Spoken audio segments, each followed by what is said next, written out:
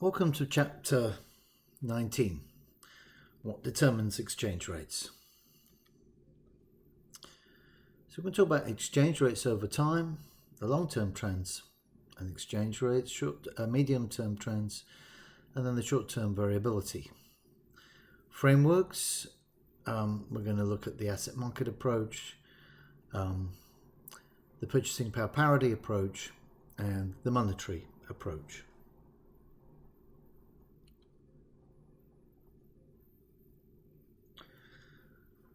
So, in the short run, pressures on exchange rates can be best understood in terms of the supplies and demands of assets denominated in different currencies.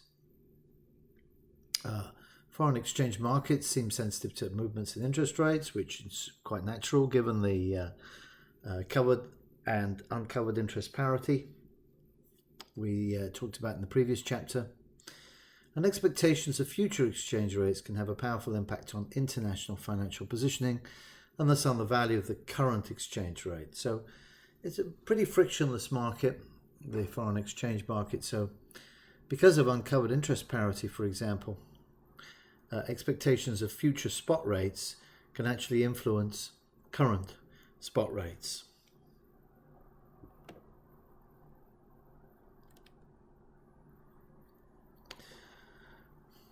The asset market approach to exchange rate emphasizes the role of portfolio repositioning by international financial investors. So the exchange rate value of a foreign currency E is raised in the short run by either of the following.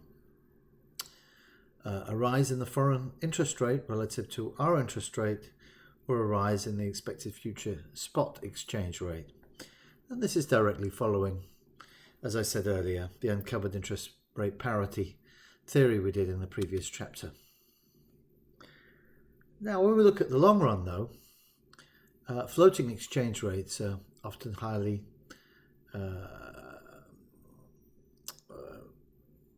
variable. In the short run, floating exchange rates are highly variable. What determines long-term interest rates, though? So what seems to influence long-term interest rates is the price level in each of the countries. And the price level in each of the countries seems to act like an anchor. So it seems to, in the short term, the exchange rate fluctuates around with interest rate differentials, but in the long run, it seems that the inflation rates in the different countries have the biggest impact on the exchange rate. And that brings us to the idea of PPP, because PPP, or the law of one price, PPP stands for purchasing power parity, and it's an extension of the law of one price, obviously deals with price levels in each country.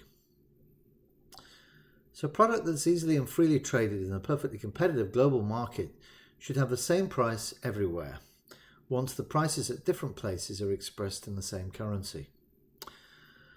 The law of one price doesn't have to be an international theory, incidentally. It could be within a country. So, for example, if a vehicle of a certain type sells for a certain amount in Corpus Christi, it should sell for the same amount in Houston, according to the law of one price. If it doesn't, then of course there are arbitrage opportunities. Those arbitrage opportunities will be, if it's cheaper in Corpus, buy it in Corpus, drive it up to Houston and try and sell it as a new car in Houston.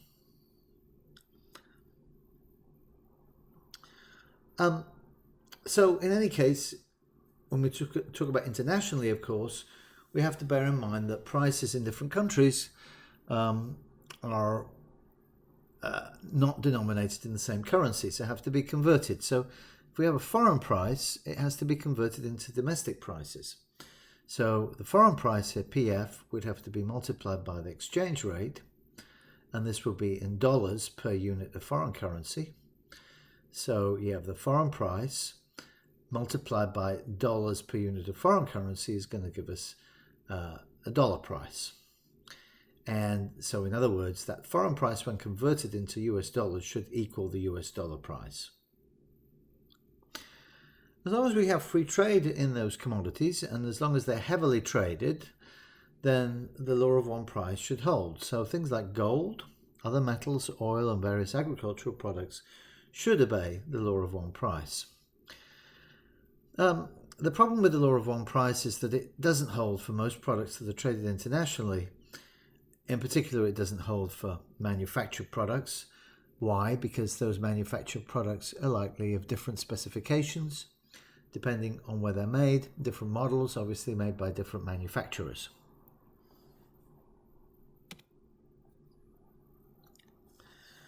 When we generalize this to, so past one particular product to, when we generalize it to the country level, we get PPP. So absolute PPP is where you have a basket of tradable products. Notice it's tradable. So if it's non-tradable, we're not interested, because if you can't trade it, then, you know, what's the point of putting it into this basket? So if it were legal advice, for example, it wouldn't be in this basket, because the law is different from here in the US compared to foreign countries. So you wouldn't want to trade legal advice across boundaries, across borders, because the law is different across borders. So a basket of tradable products should have the same cost in different countries if the cost is stated in the same currency. So the average price of these products, called a product price level or price level stated in different currencies, is the same when converted to a common currency. This is closely related to the law of one price. It is, in fact, a generalization of the law of one price. The equations are the same, except the price variables refer either to only one product or to a bundle of products. So with law of one price, they refer to only one type of product. With PPP, they refer to the bundle of products.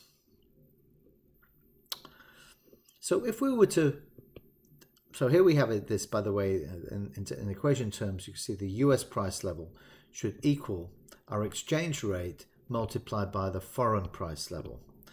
Now we can just rearrange this equation to get E. Now he should really put E subscript PPP, because it would be the PPP exchange rate should equal the price level in our country divided by the foreign price level. So does this hold well? Well, the answer is no.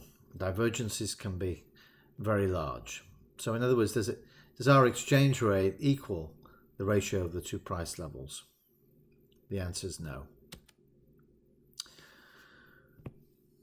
What we can do is now look at relative PPP, which essentially just takes changes in that equation I just showed you. For absolute PPP, if you just take changes in the equation, you would get change in exchange rate is equal to change in domestic price minus, because you're dealing with changes, change in foreign price. Well, change in domestic price would be domestic inflation, and change in foreign price would be foreign inflation. So you can see the change in the exchange rate should equal the inflation differential.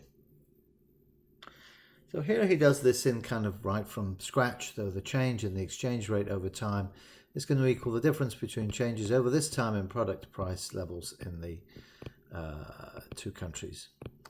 So PT relative to P0 and FPF at point T relative to PF at point 0. And that should equal the change in the exchange rate ET relative to some kind of exchange rate at the base year or base time period E0. So the values of those subscripts indicate the values for the initial year or time period 0 and some later year or time period T for each variable. So in other words, the change in the exchange rate, and remember this is in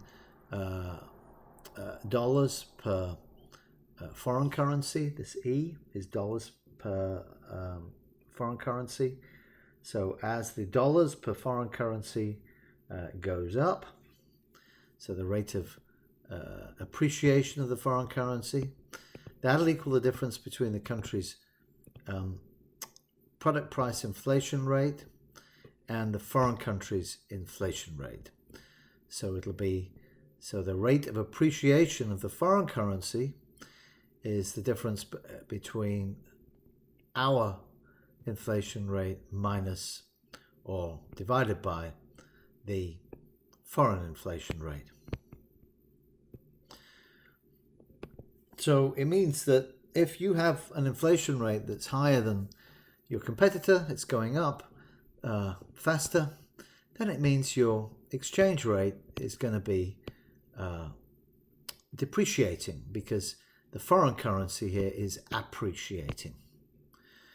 Notice it's dollars per the foreign currency. So if the foreign currency is getting more dollars, it means the dollar is getting less foreign currency. So if the top of the right-hand side of that equation is increasing faster than the bottom of the right-hand side, then we're going to get foreign currency appreciation, which is equivalent to dollar depreciation. Getting some of these equations correct is difficult, or the interpretation correct. You've got to look at them for a little bit of time to suss it out.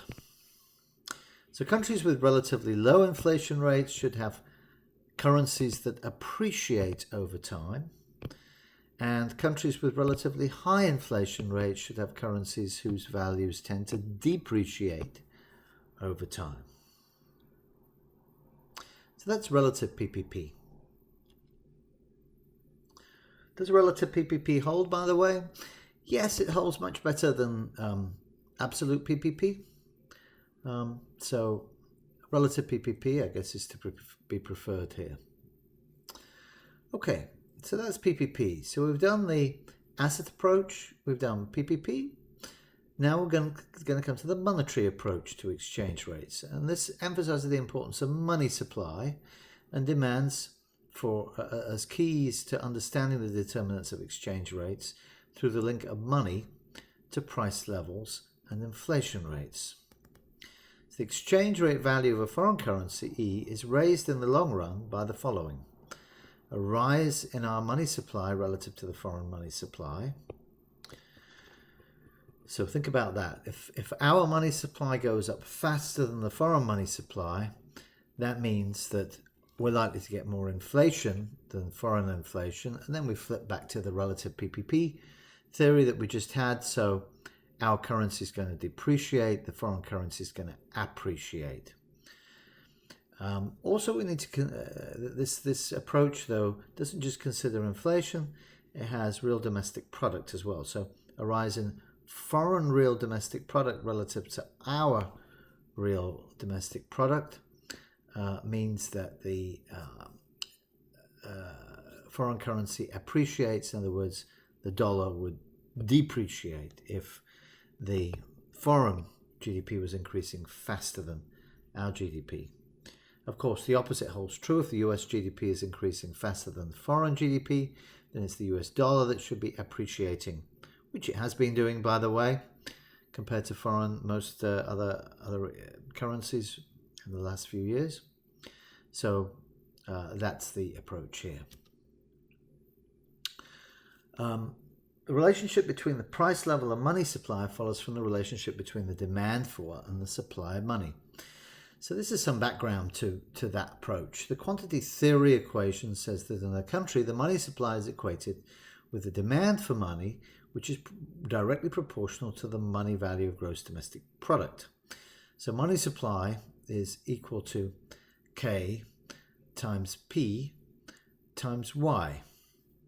That comes from MV equals PY, by the way. So that K there is really masquerading as 1 over V. 1 over the velocity of money. MV equals PY is the quantity equation. It says that money times how fast it goes through the economy should equal to the quantity traded, Y, times the prices it's traded at. We can do the same thing for foreign money supply as well. Split it up into K, P, and Y. Let's take the ratio, so just divide these two equations together. So Why? Because we want to get out the P there. So if you remember, the exchange rate in PPP terms is P over PF. Well, now we've got something for P over PF because we can rearrange it to get what that equals by dividing these two equations to get that P over PF out of there. So it's clearly going to be MS over MSF times KF over K times YF over Y. How do you get that? Well, one way to do it is just to take those two equations in the middle for MS and MSF and rearrange them so that you've got P, the subject of the equation on the left, and PF, the subject of the equation on the right, and then just divide them, and you'll see that that bottom equation is the correct equation. But what that bottom equation tells us is that the three things that affect the exchange rate are the money supply, velocity of money, which goes into that K. Now, that's usually assumed constant, by the way, that velocity, and therefore that's why we're using a K to represent it, a constant of proportionality, and Y, GDP in other words.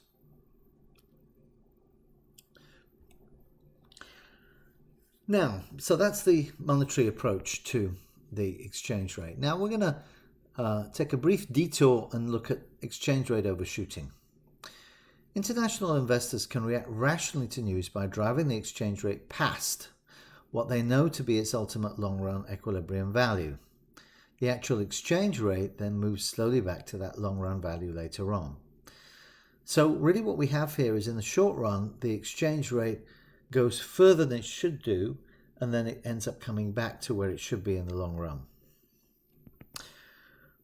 What's the reason for this?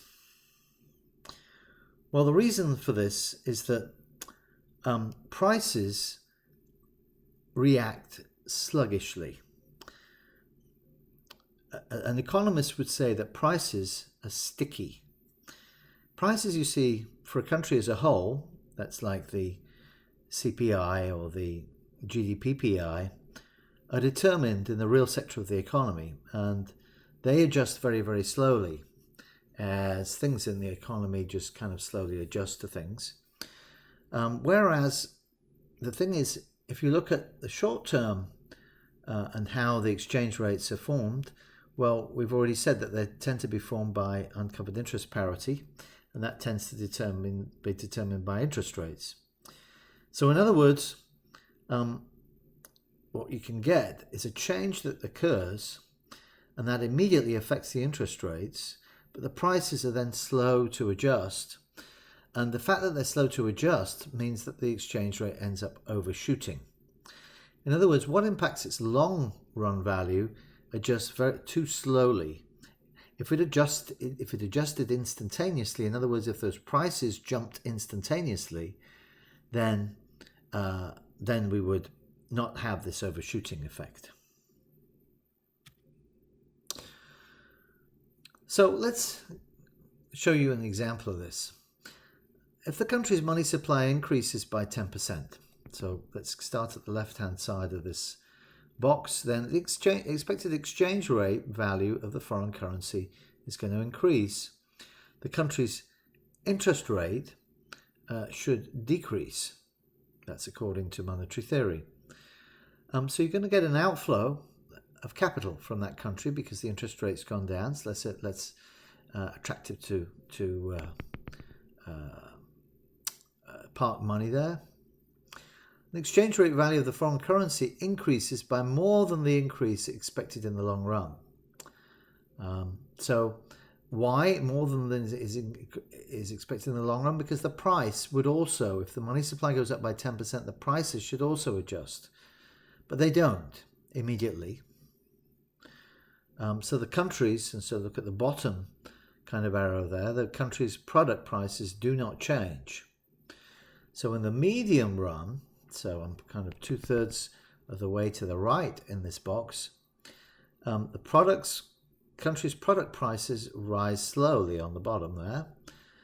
on the top, you can see the exchange rate value of the foreign currency decreases slowly, because we've said as prices rise, then exchange rate value would decrease. So what's happening there is the exchange rate increases, and then in the medium run it decreases until it gets to its long run value. So there's kind of a contradiction there, because the immediate impact is going to be for the exchange rate to kind of overreact and then come back to where it should be in the long run. And in that sense, we have this overshooting phenomena. So the exchange rate value of the foreign currency should only be 10% higher than it was before the money supply increase. Why? Because the country's product price is going to rise by 10%. So that should be the final result.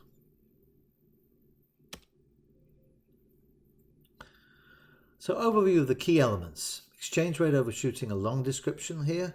You can read that for yourself.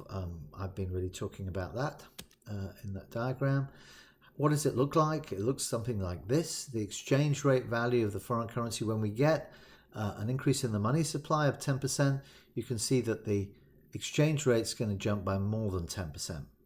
And then it's going to come back to where it was, 10% higher. In other words, we're going to get a depreciation of the US dollar if its domestic money supply is the US money supply increasing by 10%. So we're going to get a depreciation of over 10%, and then the US dollar from that point onwards in the medium run will start appreciating till it gets to its long run level, which is just a 10% depreciation.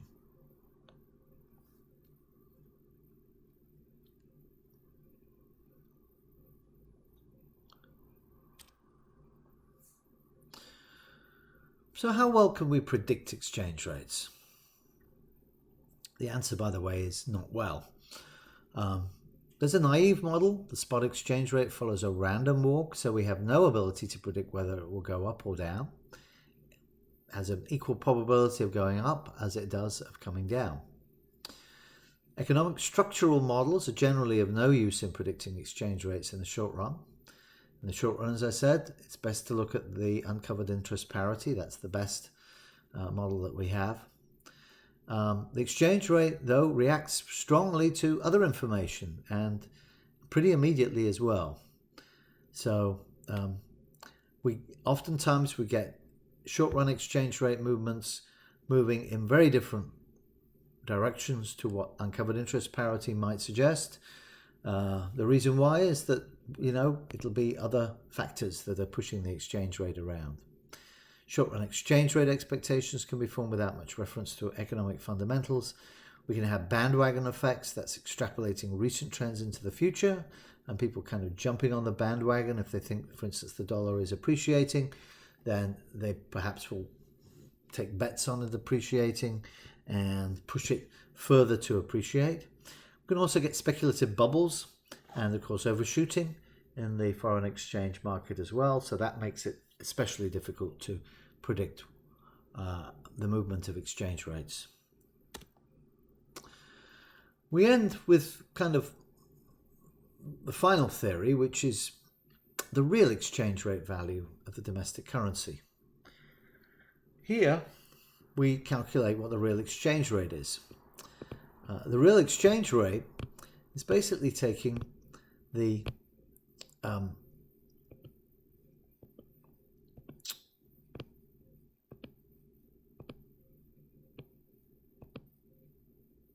top of that equation there being the exchange rate relative to some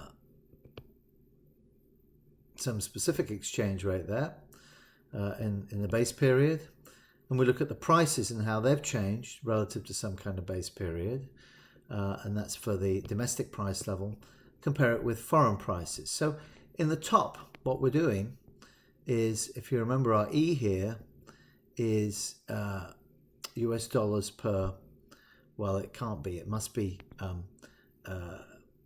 foreign per US dollar. So he's changed it into to the domestic country's currency here. So this is E here would be, if we're talking about the US, it would be foreign per US dollar. So yen per US dollar. So here we can see we've got prices, domestic prices at home times the exchange rate. That gives us the US prices priced in foreign currency divided by the foreign currency prices times 100. So there are no natural units, so we state that the real exchange rate of the domestic or focus currency at time t is an index number with a base year 0 equal to 100. So it's a general indicator of deviations from relative PPP. Why? Because if you notice the top equation, the top part of the equation, when you look at the numerator to that fraction there, if we have PPP holding, it should equal the bottom part of that fraction. So in other words, that PT over P0 times E prime T over E prime 0 divided by PFT over PF0, that should equal 1. And then multiply it by 100, we get 100. So in other words, if we have PPP holding, the real exchange rate will equal 100. It's a general inverse indicator of changes in the international price competitiveness of the domestic or focus country compared to some previous time 0. There is a more basic version of the real exchange rate, which instead of making it relative to some kind of base period, this is what stumped me at the beginning of this PowerPoint because I'd not seen it written quite like this before, is just to take PT times E divided by PF at time t. So that's the basic version of the real exchange rate. What you've got written there in the top equation is the rate of change in prices times the rate of change in the currency divided by the rate of change in the foreign prices. So that's a kind of a relative version of the real exchange rate value. So let's recap. In this chapter, we've got 4 ways to measure the exchange rate. We've got the nominal bilateral exchange rate. So that's just the regular market exchange rate. So dollars per Swiss franc. We've got the nominal effective exchange rate. Now that can be a weighted average of the nominal bilateral rates. So traded weighted value of the US dollar.